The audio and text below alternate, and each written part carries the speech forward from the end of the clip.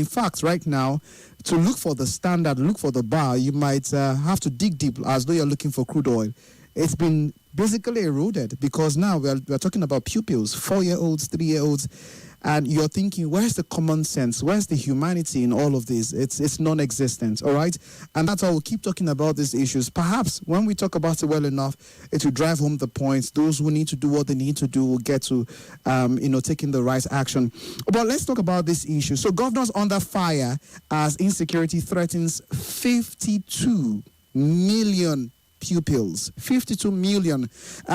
Many people use pupils and students interchangeably, but there is a big difference, and it is the age range that determines the difference. All right, students are more of older individuals rather in college, what we call secondary school. That's when you can use students. When you say pupils, more talking about little children, and we're talking about 52 million pupils right here. So according to the report here on The Guardian, it says the future of more than 52 million pupils and students in Nigeria's primary and secondary schools hangs in the balance as worsening insecurity continues to disrupt access to education across the country.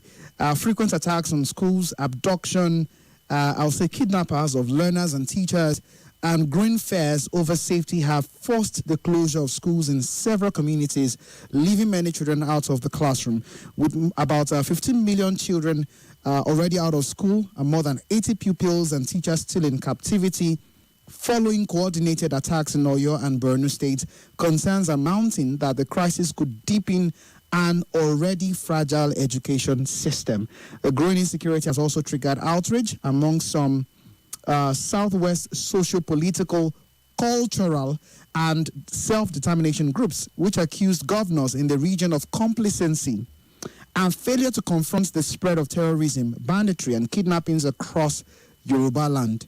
I like that the report is being specific, and that makes it easy to speak about. But moving on, it says the groups alleged that while communities come under repeated attacks, farmers are displaced and residents killed or abducted, Southwest governors have continued to rely on routine security meetings and public statements without decisive action to stem the violence. Meanwhile, checks on the website of the Universal Basic Education, UBEC, and the National Senior Secondary School Education Commission, NSSEC, indicate that as of yesterday, Nigeria has more than 47 million pupils enrolled in basic education and over 5.5 million students in secondary schools.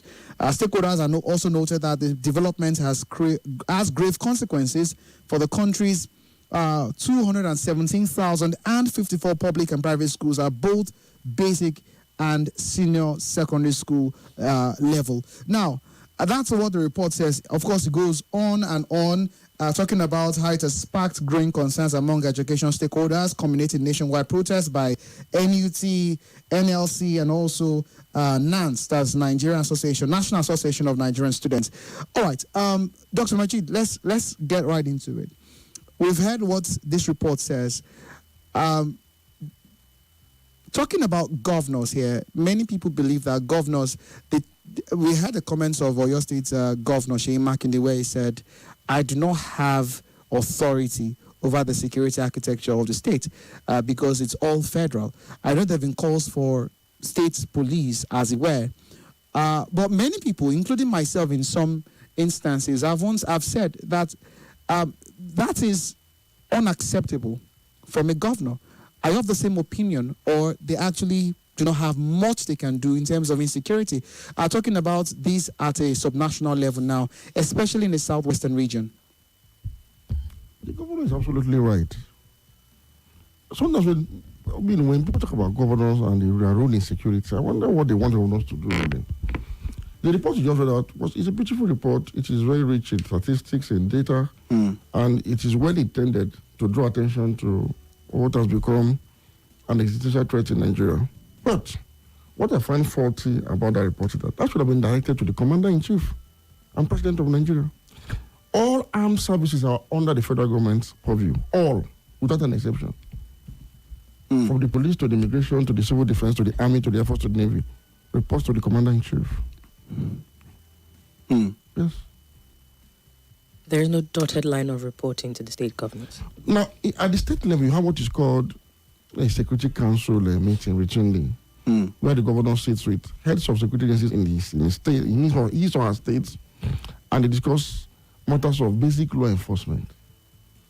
Now, what you have to understand is whatever the governor is doing or orders is giving or whatever he wants them to do, they can only even do within their limited structure of state security. How do I mean? How many police officers do you have in a state? I remember Governor Masari saying, for instance, that whereas his state requires more than 30,000 police officers, he's got only about 3,800. What can the governor do about it? Is he going to go and now hire police or what? How much are police officers paid as monthly salary? What is their level of equipment, armament, logistical support from the federal government that owns the police? So the highest the governor can do is, okay, improve their logistic capabilities by providing vehicles for them.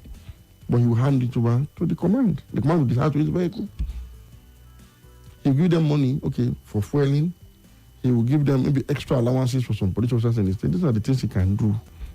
These are inadequate. These are just ad hoc arrangements. The truth is the state government in Nigeria, constitutionally speaking, does not control any security agency in reality. So Sheyi Makinde was right to say that he can't do anything unless he's president. I don't know why and sometimes I think some people are just trying to divert attention for the federal government or the state unnecessarily. You control the army. All the policies of national security is domiciled with the federal government. The president appoints the IGP of police. The IGP appoints commissioners of police and deploys at will without consulting with the governor. As a governor, for instance, you can stay in your state and they will deploy your commissioner of police 3 times a day without consulting you. Except if you are in good terms with the center and you have your way around them, then you can even find, otherwise, ordinarily, nothing mandates the IGP of police to call the governor first before deploying an IGP to his state. Then before deploying the commissioner of police to the state, then the commissioner will come in and do some shufflement within. They appoint DPOs, appoint their commanders. It is within his purview. Isn't that a failure within the executive arm of government? No, see, there's an argument. Okay, we should have state police so that governors cannot be held directly, right? Responsible for securities in their state. Now let me go to a country like America where you have the centralized police system. In America, you have county police, you have some university police, you have state police and all that. But you will observe that there's a level of crime that will happen in a particular city in America. While the police is trying to do their best, what do you see next is that the FBI has arrived to take over the matter because this is far beyond what the state can handle. Exactly. No matter how much you allow states to run their own local police is essentially a law enforcement agency. I keep making this point. The security of any country lies with the central government anywhere in the world, not in subnationals. And I'll tell you why. You see, police, by its nature, is to enforce law and order in a normal security environment. How do I mean? For instance, we are in central area of Abuja today. It is relatively a normal security environment. We don't have banditry here. We don't have terrorism here, right? We could have petitives, so maybe one chance and all that. But what I'm trying to say in essence is, if we are, say, 100,000 people right now at Central Business District of Abuja, right now, only probably 1,000 out of the 100,000 may have 1 or 2 criminal activities going on right now. Pickpockets. So it's a normal security situation. The police can take care of this. Because this is normal. Meaning, majority of the people are law-abiding.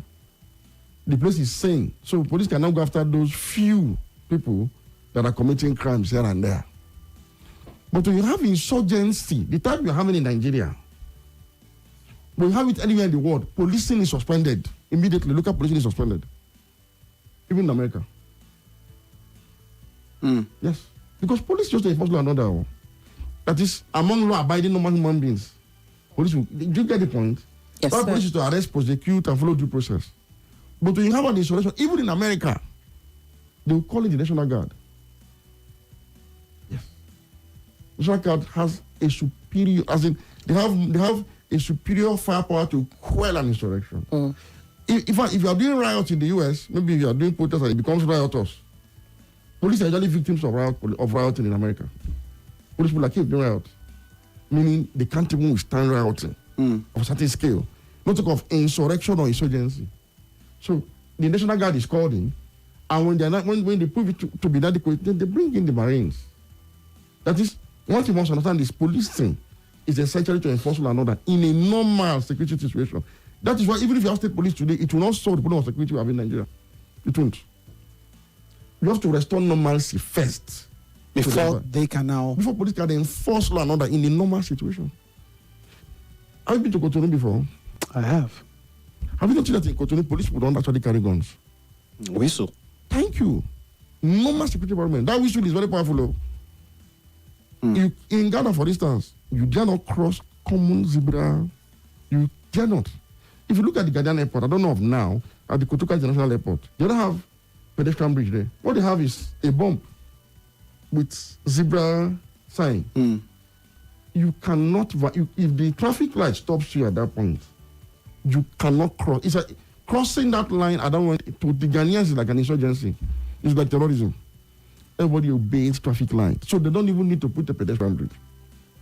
And then in Nigeria, we put pedestrian bridge, put zebra crossing, put all. We violate everything down the line. Nobody cares. What am I saying in essence?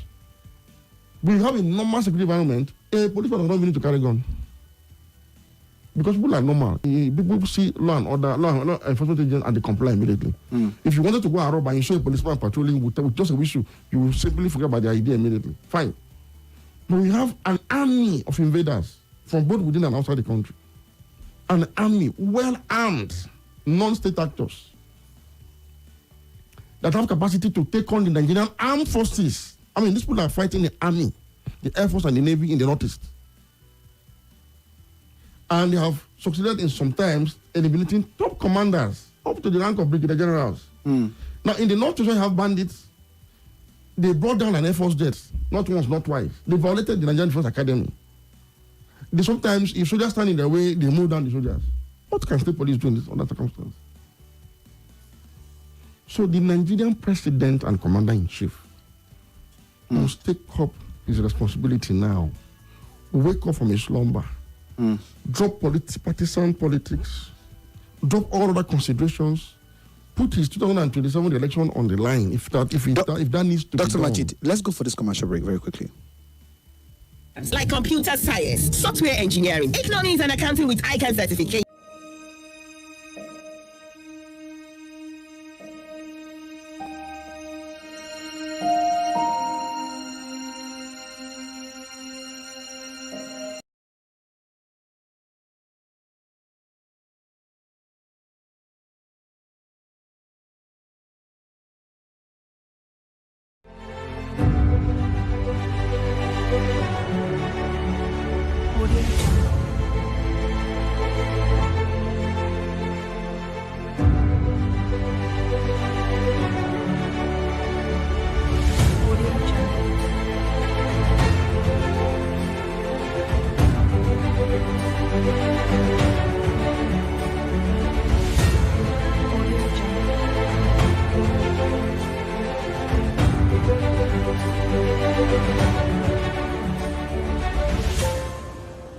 Audio Jungle.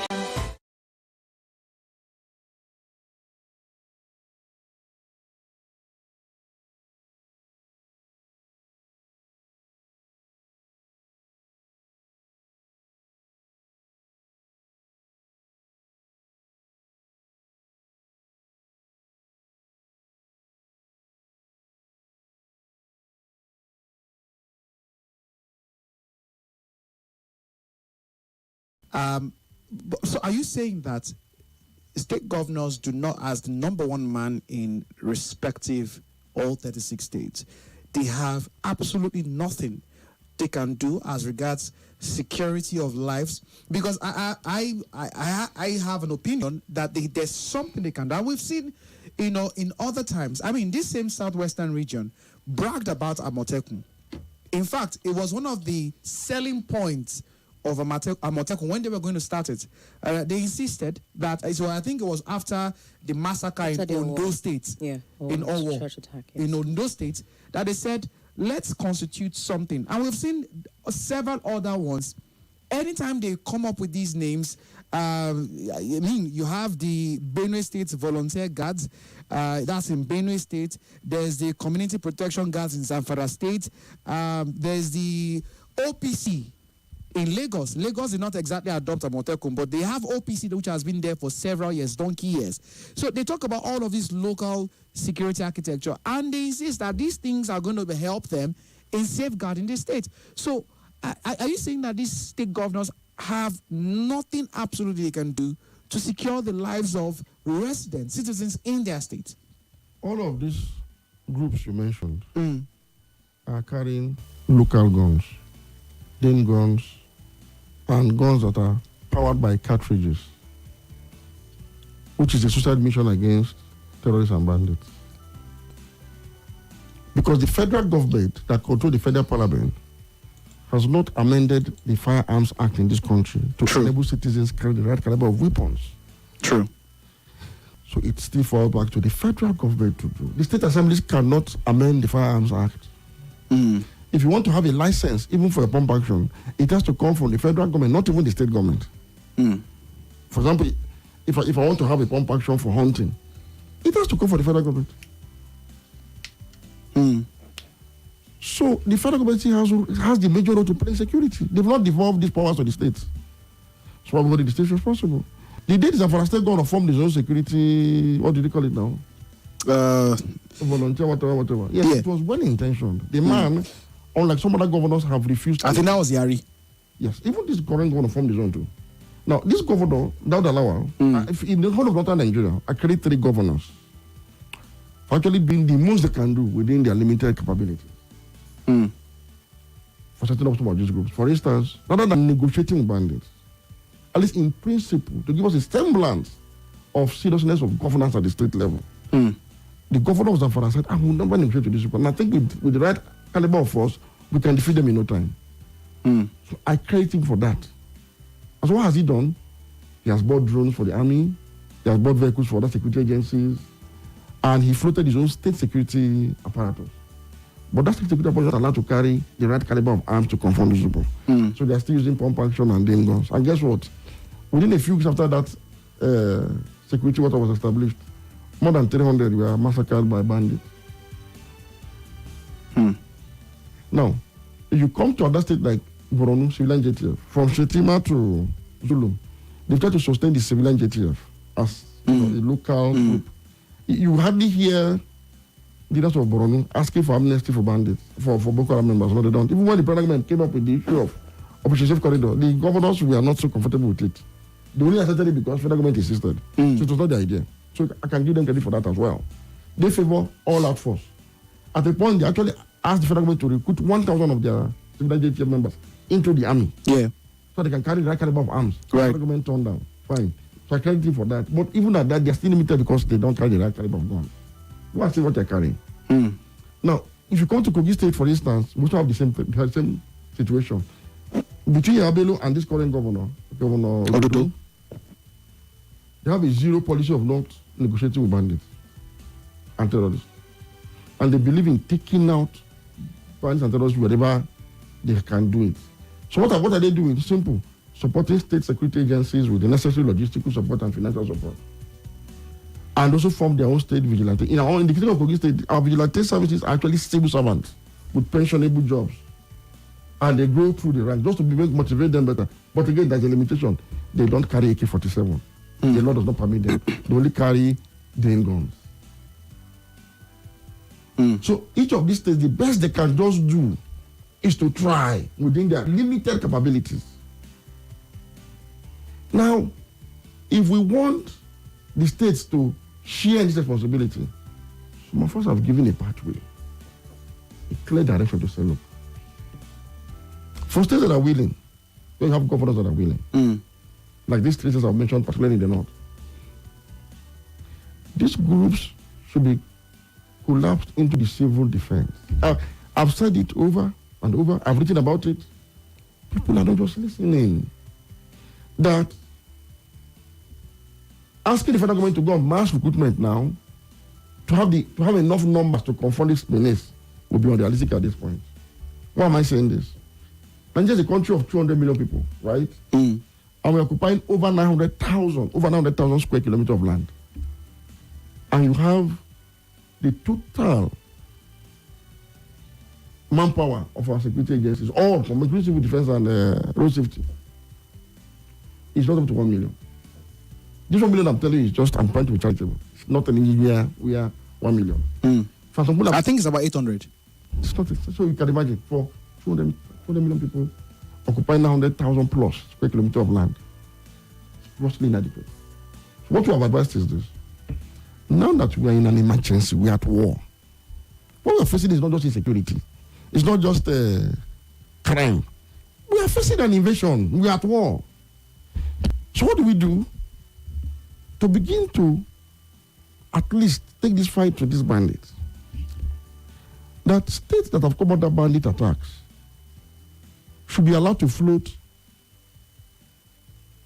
volunteer, allowed to float their own vigilante groups that should be collapsed into a volunteer unit in the civil defense. That is, a volunteer unit should be created in the civil defense, special unit. Now, that volunteer unit should be funded by state governments.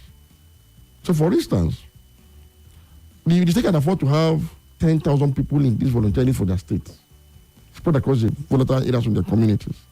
They should be able to nominate these people to be recruited into this unit. Now, the difference is that they will provide the funding for their armament, for their logistics and welfare, while the civil defense, as an organized security agency, will train them, profile them, and own them, manage them to prevent abuse, right? And also caution that in constituting the volunteer unit, two things must be taken into cognizance. One, it should represent all ethnic and cultural economic groups within every community,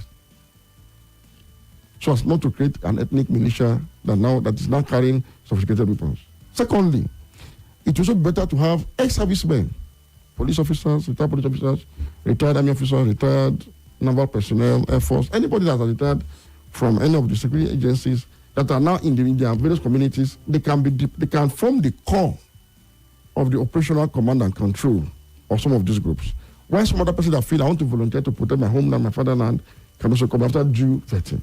Now give them the right caliber of arms and deploy them back to their communities. Now, if any state government now fail to participate in this program, we can now hold state government responsible. But the federal government must take this move, make this move. Because I keep saying, even if you have state police is not an anti-insurgency security agency. No. It's a law enforcement, strictly, agency. A police officer ordinarily is not allowed to shoot somebody without arresting the person and taking the person to court first. True. And prosecute the person that this is Shekau, he was one that was responsible for the killing of people in Borno. You have to go and prove to the court. But civil defense has got the mandate to fire for fire.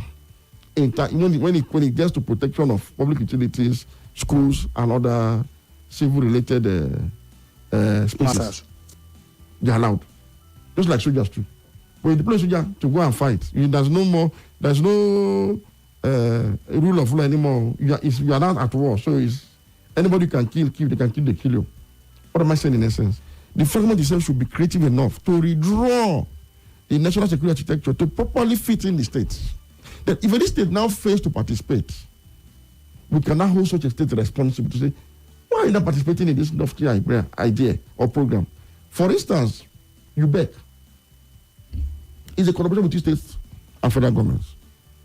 So states are expected to bring their counterpart funding for basic education every year, while the federal government will now bring their own to join with it and then fund basic education for the year. Many states don't actually meet up to that responsibility, year in, year out. They need to come up with their own counterpart funding, right? So you can hold such a state responsible to say, why didn't you pay your own counterpart funding to get more from the federal government to help you develop your basic education? I think the saddest thing about what you're saying, sir, especially given what the Constitution says, is that you have on paper in the Constitution Chief Security Officer of a state given to the state government. It is not really there. But it's not really there. It's not. So the best governors in Nigeria that have tried, okay, first of all, at the time, imported arms for policemen in Lagos State. They had to go to the federal government. the end user certificate must be issued by the Office of National Security Advisor. So when they import it, they're going to import it on behalf of the federal government. They'll take the delivery and deliver to the police. So when you begin to focus much on state government, we are diverting attention from the real issue. I do have which is the federal government, the president, and the commander-in-chief. I do have a concern, especially as it has to do with our school children. On this, there is a level of responsibility that we can place squarely at the feet of state governors, and that has to do with the Safe Schools initiative that has been in existence for 12 years now. There is a level of funding. I think there's a counterpart funding arrangements there too, where governors are supposed to fund to a certain extent, federal government is supposed to fund to a certain extent. From the last research that I did, a lot of governors are not doing that. So even if you are not in charge of police and military and security architecture, you can do things to protect the children, the schools in your state. And I think on that, we can place that squarely at their feet. The problem is, the Safe School initiative itself was a knee-jerk reaction to the abduction of Chibok girls. Yes. It was faulty.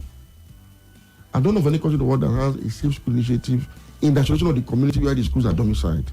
Let us protect our communities holistically. Schools were protected. Farmlands were protected. Hospitals were protected. At the initial stage, monies were paid now. What was the effect? Because the arrangement itself was inadequate.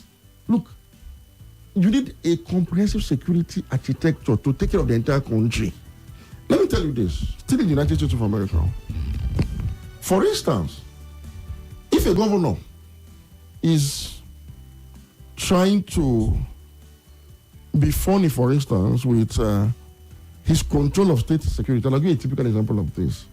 You know, during the 50s and 60s, you had this problem in America of segregation. Remember? And so President Dwight D. Eisenhower came to power. He was a Republican, surprisingly.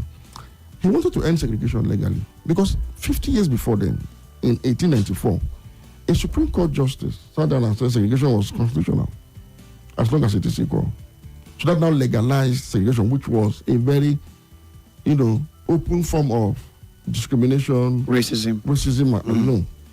And so in 1954 now, this president wanted, in 1950, this president in 1950, he wanted to end this issue.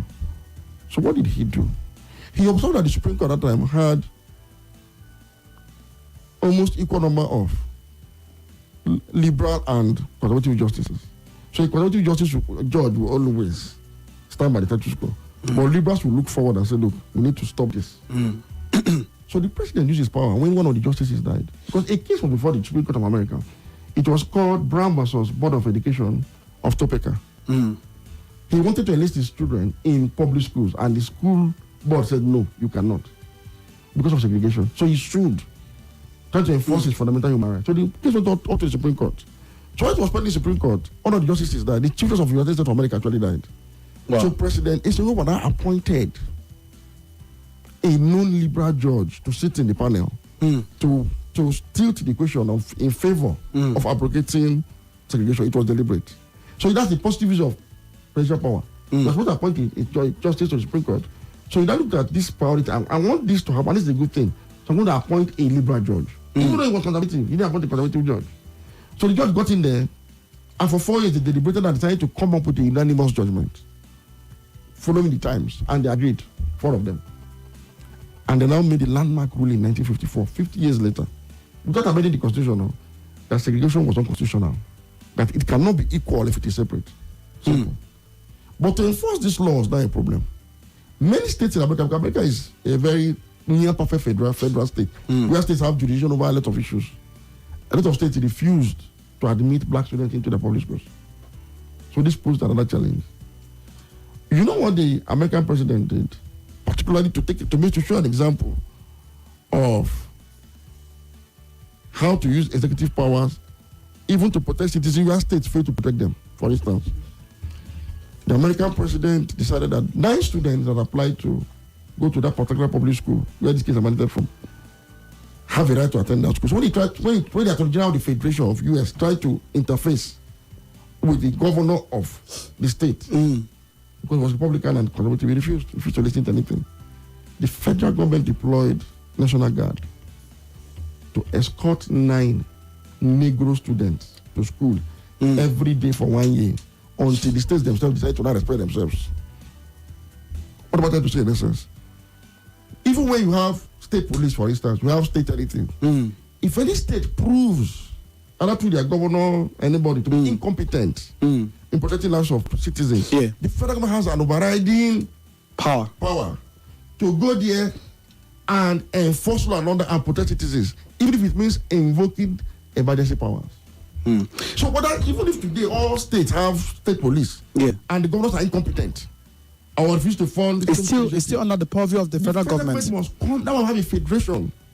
The federal government which controls the bulk of the legitimate use of force. Like in the US, no state has got an air force, no state has got a navy, no state has got an army. All you have is police, right? Yeah. So the federal government controls these other ones that are the real marine and the rest of it. So the federal government has a duty to come himself and use emergency powers to bypass the governor now and take over the state to protect citizens. Dr. Majeed, let's quickly look at some security updates on this particular issue. And then one more question, and then we'll all go to the phone lines, right? So this one says, court convicts 4 defendants over roles in our church attack, which acquits 1, which is an update on a matter 4 years ago. If those that remember that deadly massacre in Ondo State, or that church in Owo, in Ondo State, this report says the Federal High Court in Abuja today convicted 4 men over their involvement in the 2022 attack on St. Francis Xavier Catholic Church in Owo, Ondo State. About 40 worshippers were killed and 140 others injured during the 5th June 2022 Sunday Mass. The federal government prosecuted in the course of the trial 5 defendants with their name stated and their ages. Judge Emeka Nwite delivered the judgment in the terrorism case after reviewing evidence presented by the prosecution and defense over 3 hours. The judge held that the prosecution has proven the charge against the defendants. He said it is clear, I'm quoting, that the 4 defendants belong to a proscribed terrorist group known as Al-Shabaab. The court convicted the 1st to the 4th defendants on count 1 for belonging to the terrorist group and acquitted the 5th defendant on that count. On count 2, the court convicted the 1st, 3rd, and 4th defendants. The judge said the prosecution's evidence remains credible and was not effectively challenged by the defendants. So this is an update for those who might be asking that we don't get to see any conviction of those who partake in these heinous crimes. So that's some update. But we got a very, very devastating report this morning. You know, there's an adage in Yoruba language that says, even if you are fighting, it's not unto death. And so when we see reports like this, it calls for concern from people, because now we have a report that says Adelabu, as a former minister of power, his sister, children abducted, twin sons, as a matter of fact, abducted in Ibadan.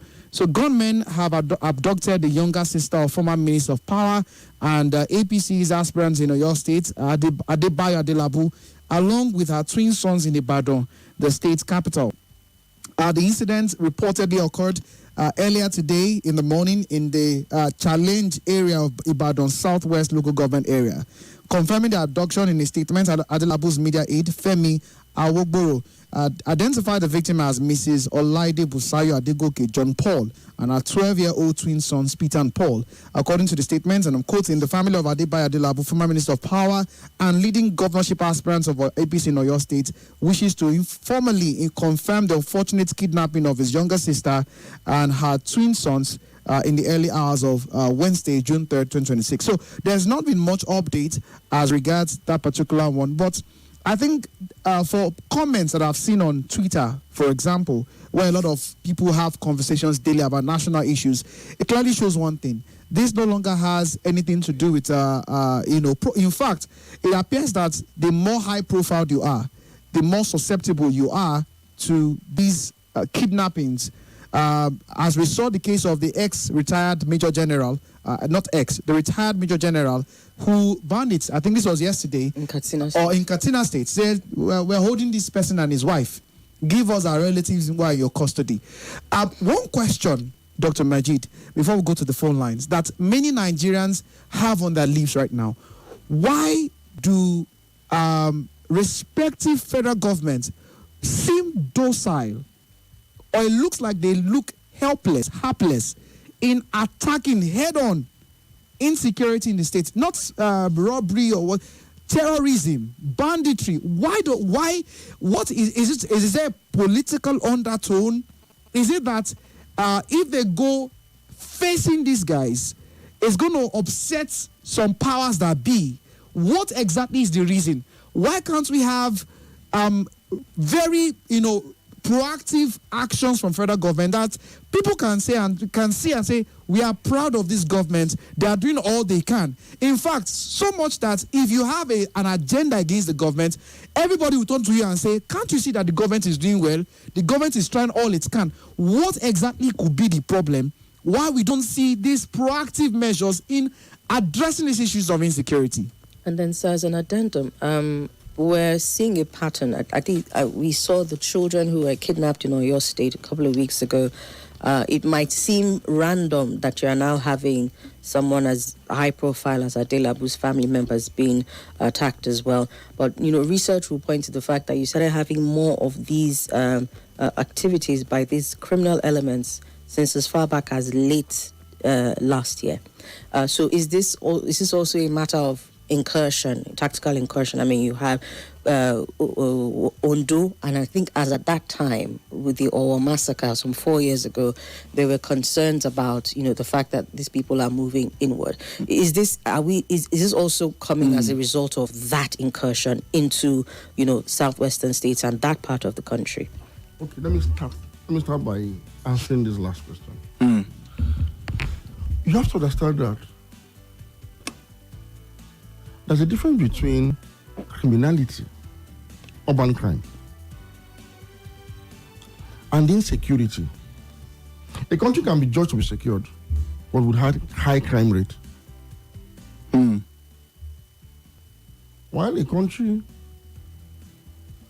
may be judged to be insecure, but with low crime rate. For example, Libya is not a secure country because of activities of warlords and terrorists. But the incidence of armed robbery and crime is generally very low there. What we're battling with is a different matter than just crime. These are existential issues. Nigeria is suffering from a combination of all. At a high level. Let me break it down for you. What happened to Adelabu and his family today is normal criminality of the urban kind. Where were they abducted from? Challenge. From their vehicle into another vehicle and the spread off. Challenge is like the heart of town in Ibadan. Yeah. Talking about normal policing. Ordinarily, if we had an effective policing system, whether done by federal government or by state, you're not supposed to abduct somebody from Challenge without being intercepted within that same city center within the next 10 minutes. Because normally, we're supposed to have regular patrols of police officers routinely. So what happens at Challenge, a police officer already radioing the direction to which that car is going, and for everybody, everywhere is barricaded, and there's a hot chase. In a properly policed society. I'm saying. That's what happens once in a while. So police can easily mobilize. But see what happened with the abduction of students from 3 coordinates. If you notice, it happened in rural areas of Oyo. That's banditry, the cultural one. But the usual suspects, how do they do it? They move in. It's an ungoverned space. Look at their community, you see that there's no government presence there at all, not talk of security. Yeah. So they move in, nobody resisted, so they abduct people en masse. And because they have one skill, they can walk from here to Cameroon non-stop. That's why it's also good to profile a criminal down to his ethnicity, religion, socialization, even education, environment, relationships, to ascertain why is it successful, why is it able to do this? To give you an idea. So why are bandits able to do this? Because most of them are herdsmen. They have the skills of herding cattle from one place to the other. So it is for them to come into a rural community. Already they've already identified the nearest forest reserve there. So instead of block you, they're moving into the forest. And they move deep and deep and deep into the forest at a pace that another human being cannot actually meet up with. And there are no roads there, so police and other conventional forces cannot even pursue them. That's why banditry is successful. So banditry usually happens in rural areas, not in a place like Challenge. You get the point now? Yeah. The one happened in our war. We have a problem of jihadism in Nigeria. And there are local cells everywhere. They don't move from one place to the other. The cell from which this attack took place in our war came from Kogi, my hometown of Okene. Thankfully, we had a governor then, as we have now, Yabelo. Say anything about Yabelo. Yabelo is two things in one. He's destabilized and without religious bigotry. So as a governor, he alerted the federal government that there are jihadists in my state and I want them flushed out. He didn't make excuses for them. He didn't ask for amnesty for them. He said, I want them flushed out. So with that collaboration a little bit, when this incident happened, the state government provided local intelligence to trace these guys. Yeah, I remember the story. All the way to the In fact, when we went to their Facebook pages, if there was any doubt at all that they committed the crime, all doubt evaporated. The kind of postings they were making on normal basis. This is as far as state governments could go. Like I said, some state governments are giving cover. So when Gumi speaks, he's not speaking himself alone. That's why when he speaks, people that condemn Gumi don't usually come from the part of the country where he comes from. There's few of us from the central part of Nigeria and South that condemns Gumi. Have you ever wondered why nobody condemns Gumi? Have you ever wondered why such a high-profile northerners, including scholars, clerics like in the Gumi statue, do not even condemn Boko Haram attacks or bandits? Have you observed? Are you not worried? So that brings me to the last question. The first question you asked, which I'm going to answer last. Why is it difficult for governments to go after these people decisively? The way they went after Biafra separatists. Yeah. When we were fighting them, the kind of group, did you hear anybody talk about non-kinetic approach? Did you hear that jargon? In fact, that's El Zagzaki. No, okay, Nnamdi Kanu. Okay. Yeah, non-kinetic. Okay. I mean, even El Zagzaki was held beyond, even against the court order. And they massacred everybody. In fact, they went there and shot anything they signed at sight. Did you hear anybody talk about non-kinetic or discussion with El Zagzaki? It belongs to a minority religious sect. Now, when we were fighting Biafra separatists, IPOB and Co. Did you hear anybody talk about let us negotiate, let us call them and make... Did you hear anything like that? It was an all-out war. Nnamdi Kanu, the leader, was taken from Kenya to Nigeria, taken to a court and is in jail now for life. Do you get the point? You saw how decisively they did it. And you saw how the Southeast eventually became pacified. Right? The kind of bombardment in Imo State, the aerial bombardment in Imo State, to go after... Because the federal government prioritized that crisis, believing that it was a separatist agitation that could break up Nigeria, right? But what the government is failing to see is that what is even worse than that separatist agitation in the Southeast, is jihadism in the North and banditry in the North as well. Because you know why? Jihadism is also a separatist movement. But in their own case, unlike Biafra that wants to go by dissociation, I want to leave you. Right? Dissociation. This other one wants to decapitate you and substitute you with their own.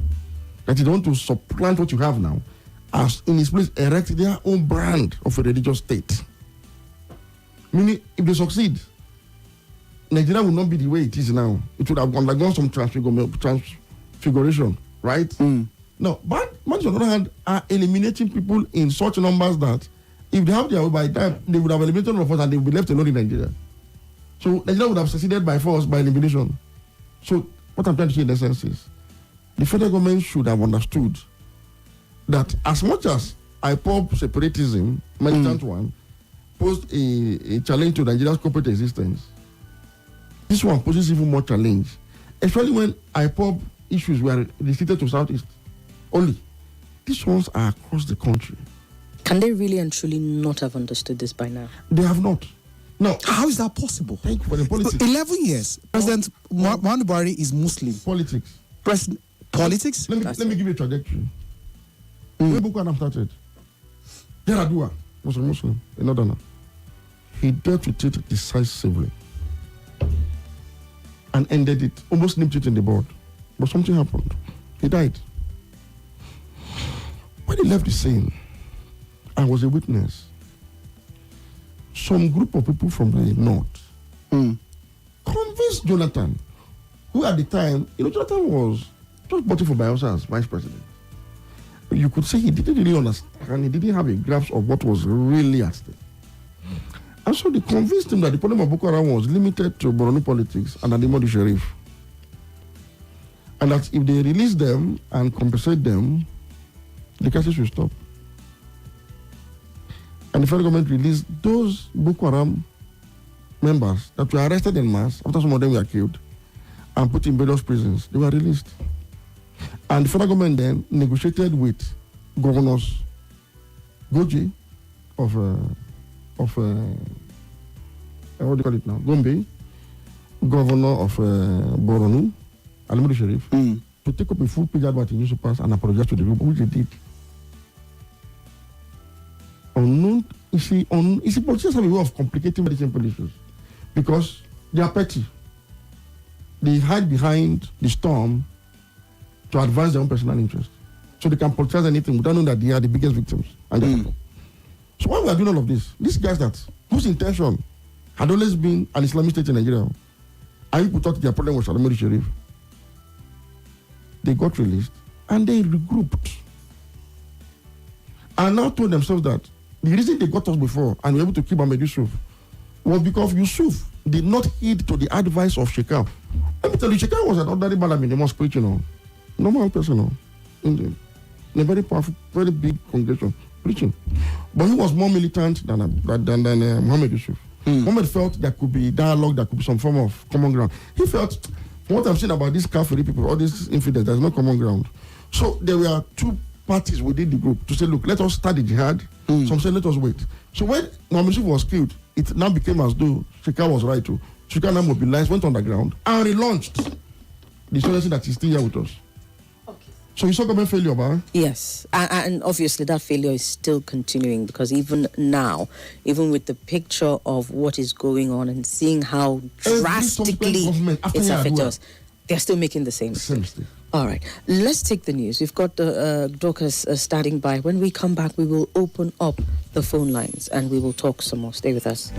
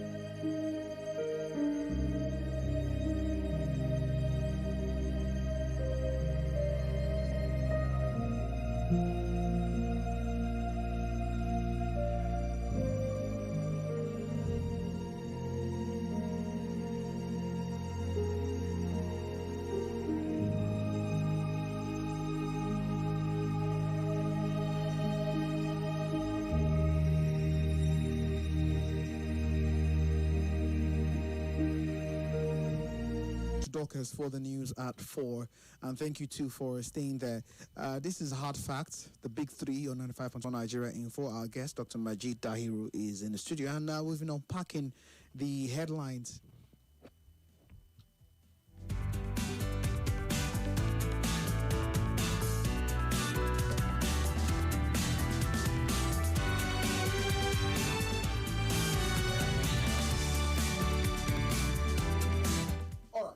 So yes, we are currently unpacking the headlines, and like I said at the beginning, we're looking at insecurity at a very, very concerning level in the country.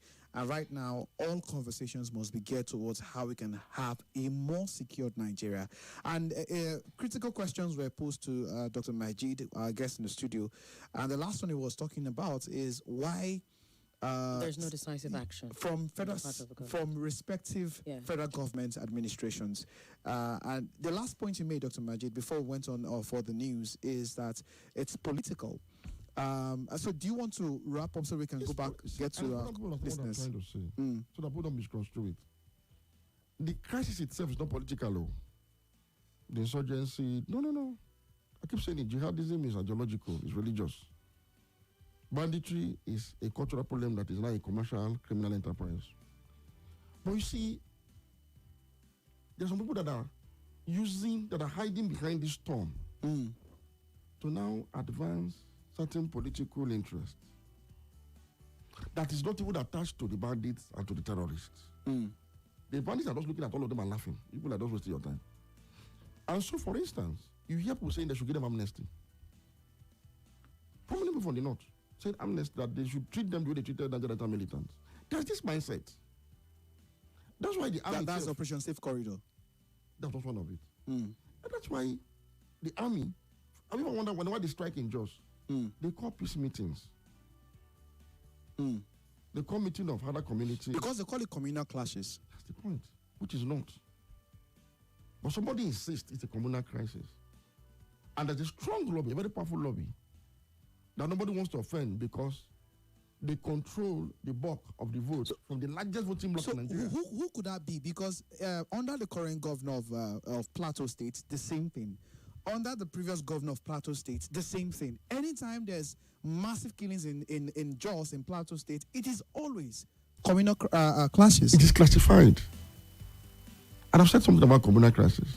Thankfully, I lived through communal crisis. In a typical communal crisis, say between one community and the other, if you have a community, a larger community of say 10 communities, and 2 are actually at war over, let's say, chieftaincy or maybe land, if you do not belong to any of the 2 warring communities, you can sit down in your balcony and watch their fight. They won't even touch you. Then you discover that everybody involved in this fight are actually the real members of the community. And you know, friends will turn against each other. Because what usually is at stake is existential, something that everybody believes. So some will go volunteer to fight physically, some will fund, some will use their connection to get police to arrest the other side. Everybody is involved. It's a communal crisis. When a group of people are sleeping in their hut after they are working tired, after working and getting tired throughout the day in their farm, and somebody comes in and mows them down, you don't call that a communal crisis. In communal crisis, both sides are usually very armed. It's a two-fighting thing. They strike at each other and they clash. So it's a communal thing. Dr. Majeed, some people... This is terrorism. When you go and just kill people. I'll give you a typical example. In 2018 or thereabouts, when they massacred mourners coming from the church in Plateau, if you remember that incident? The Mieti Allah leader in North Central, who was domiciled in Plateau, took responsibility directly. The Nation newspaper reported it because he put the Nation newspaper as correspondent. And he said they carried out this attack on the community because the cattle were rustled. And that when they tried to rescue the cattle, using the combined force of both police and the army, the rustlers overpowered them. So that's to go and punish the community to teach them a lesson. I'm like, if a man rustled your cattle and you couldn't rescue it with police and soldier, you think the person would now be sleeping in his hut for you to come and now kill them at night? How do you imagine that these old women and men that went to bury a loved one and are returning from church are the ones responsible for rustling your cattle? Are you getting the point? This was categorized as communal crisis. The president, when they Buhari, has said, learn to live with each other. Throughout his tenure, the president refused to take decisive action against activities of killer headsmen and bandits. It's on record. It's on this program. Each time we try to take them on, the NBC to write to say, that your guy is talking too much. It happened to us on this program. When they struck in Benue, the president went there and said, learn to live with each other. It's only under Tinubu, for instance, after much outcry, that we start seeing arrests of perpetrators of killings in Benue and Plateau. Before Tinubu, we didn't even see at all. What we're saying is that he can do much more. But the fact is, the leaders of the region themselves do not appear as enthusiastic in leading the way to say, this is how we want you to deal with this people decisively. What Gumi is saying seems to resonate with the powers that be in the region. That's why if Gumi speaks, go to his comment section and see the support for what he's saying. That's why some APC supporters, Dr. Majeed, some of them have said, because now some Nigerians are pointing fingers at President Bola Ahmed Tinubu, why have you done nothing to stop the killings? Some, on the other hand, are saying there are some people that if he does what he needs to do to stop the killings, he would upset some powers and that would affect his second term re-election bid. It will be seen as declaring a war on Nigeria's largest voting demography. Is that the case? Yes. I don't need to. Let me remind you again. You talked about Amotekun. When Akeredolu said herdsmen should leave the forest in Ondo, it was Malami, Attorney General, Garba Shehu, that was responding on behalf of the herdsmen to Akeredolu. It was the stand of that period. The first one to oppose the formation of Amotekun. I've forgotten. First one to kick against it. Initially. They defended the right of people to stay in the forest. It was a back and forth between Akeredolu and the federal government. Nobody else was in the forest. Something the federal government never spoke about before on behalf of the rest of us. I recall there was a time that killings took place in the Katsina. Katsina, the president's hometown. Hey, go and read Gabashewu's release on that killings. He now explained in presidential statement of how during rainy season there's an upward migration of herders from the south to the north. I saw that speech. And that so in the process, it usually leads to former herders clashes. That was what led to the. So that was the. No, then Buhari himself was asked severally about these clashes. He will tell you that grazing routes were blocked, and that the solution will be to revamp the grazing routes. That conversation started as far back as when Nasser El-Rufai was governor of Kaduna Meaning he State. tied. You see, there is something about this crisis that some people feel is about their identity. Now, Tinubu being a politician came on board, and okay, for the people of the region, how do you want to solve this problem? Discordant tunes. Let's negotiate. Let's discuss. Let's do this. Let's do that. So he was being careful, but unfortunately, what has happened in Ibadan, Oyo, has happened because I keep saying these guys are oblivious of all these things people are doing. All these political, they don't care. They don't send anybody. So their franchise is increasing and expanding. So first, if you notice, Niger and Kwara came under very serious attacks recently. Yeah. Anybody who knows basic geography will know that Nigeria's geopolitical map is faulty. If you if you write a geography exam and you label Nigeria the way it's labeled geopolitically, you have F9. Because they're very connected. There's nothing like South-South in geography. The Southwest ordinarily extends to parts of Kogi, west of the River Niger, and parts of Kwara. South, just immediately south of the River Niger. Many parts of Kwara is actually in Southwest, geographically speaking. Right? So when attacks started happening in those parts of the country, Kogi, western part of Kogi and Kwara, you should know that already this crisis has already hit the Southwest.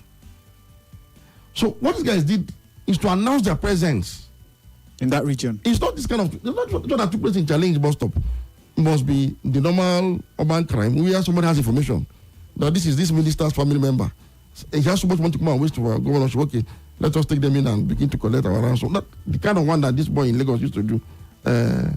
This billionaire, that's the category.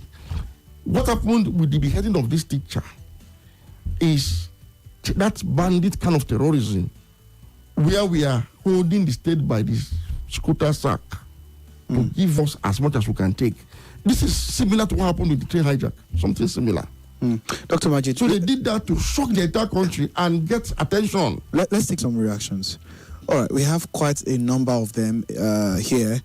We'll take some messages first. This one says, special greetings to you, Dr. Majeed, and the presenters in the studio. ABC government knows what to do to stop insecurity in Nigeria, but they would never do the needful because of politics and selfish interest. It did not take them much to bring in Nnamdi Kanu to Nigeria and put him in prison while allowing killer headsmen to be killing Nigerians. Let them use the same energy they used to handle Kanu's case to stop insecurity. Mr. Clems from Gariki says. Mr. Isa says, good afternoon, Gabriel, Somi, and our guests. If this APC government can end this insecurity before the next general elections, Nigeria can give them second term, but fail to end this, they will be voted out because they failed. These are the very set of people during GEJ politicizing security issues, but now the issue is worse. We need to leave politics aside and fight this to an end. Philip from Airport Road says, Dr. Majeed, thank you for the last explanation. We have heard it all. That this insecurity is purely an agenda and the government knows it all.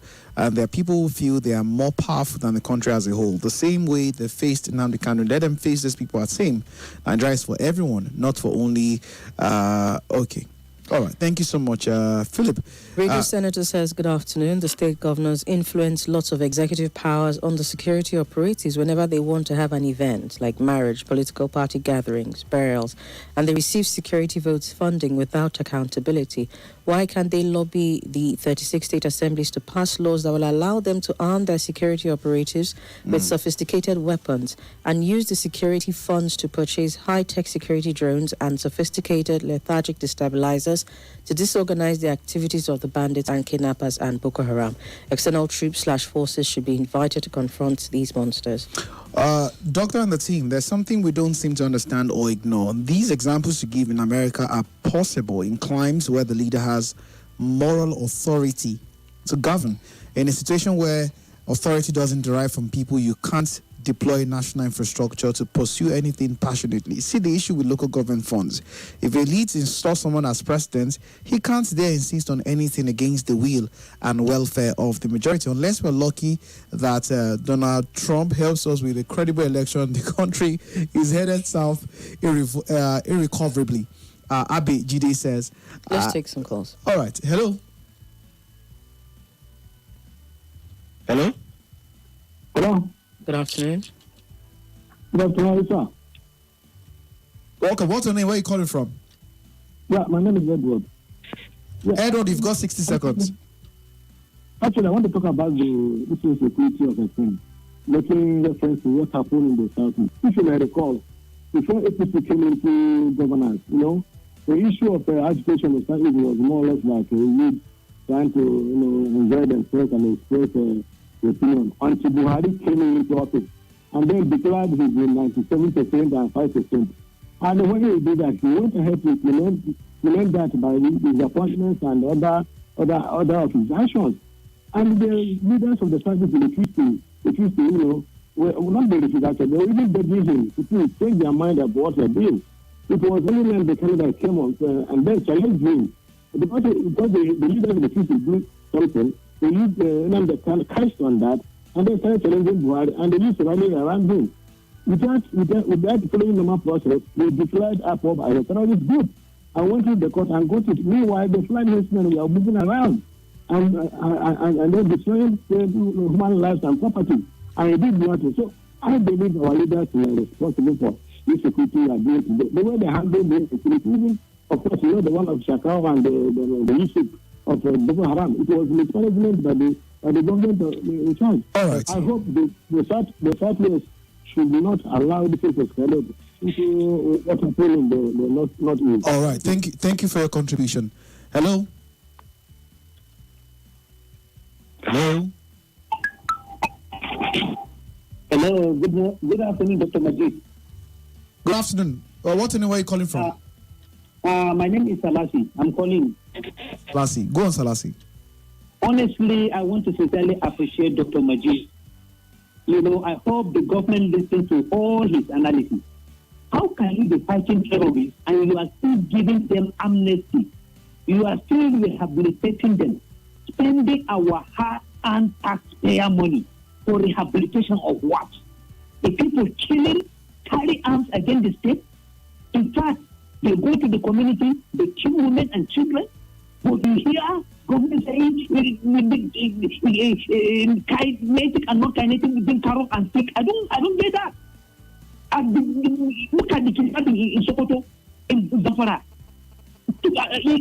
in Niger State, and other parts of the country. As I'm speaking to you in Kaduna, they kidnapped some people in Kajuru, in Kajuru, under Kufana. These people were in their farm, 9 of them, and they kill some and carry some.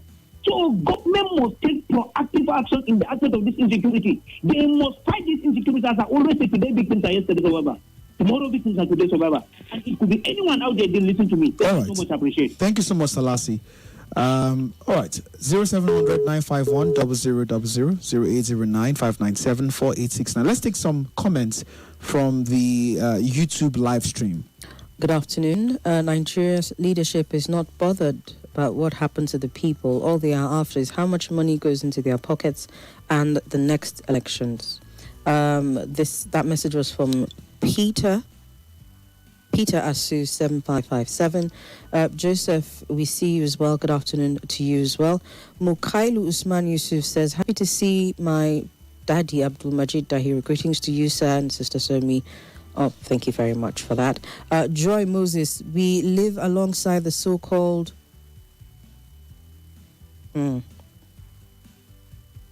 Okay, I'm going to leave that one alone. Good afternoon, all. All those powers that the president might be afraid of indisposable? I think the president is more interested with his second term than the security of lives and properties. All of that from Facebook, Azubike Chibuke with that last message. And on YouTube, rather. On Facebook, Mike and Fun says, Gabriel and Somi, please, I would love Dr. Majeed's take on Emeka Ike's case versus Wike's aide, Larry Olayinka. We'll just drop that one very quickly. Yes. And Skydove Technology, greetings, Nigeria Info. I would like to express my perspective on the issues of insecurity. It is my belief that the policing system in Nigeria is fundamentally flawed and requires an overhaul. In other developed nations, police officers typically do not congregate in groups or clusters at a specific location to conduct stop and search operations unless there is security emergency. It appears that Nigerian police officers persist in employing outdated methods and anticipate different outcomes. Hafsat Mazu, we see you. All right. Before we continue with the comments, let's get back to our guest in the studio, Dr. Majeed. We actually have just a very few seconds before we go for the next commercial. I think we'll just use that to take a little more comments. Yes, let's do that. Sir, perhaps when we come back from the break, just as someone had said, I think we're going to drop that momentarily. Yeah. The story about the breach of INEC by Wike's aide, apparently, to malign Emeka Ike. The implications of that, really and truly. People are calling for Leroy Olayinka's head as it stands, and also questioning the integrity of INEC going into 2027. Okay, so this message... Okay, we'll talk about that. Security votes are also coming up in the conversation. All of that after this. More talk, news and sports after this.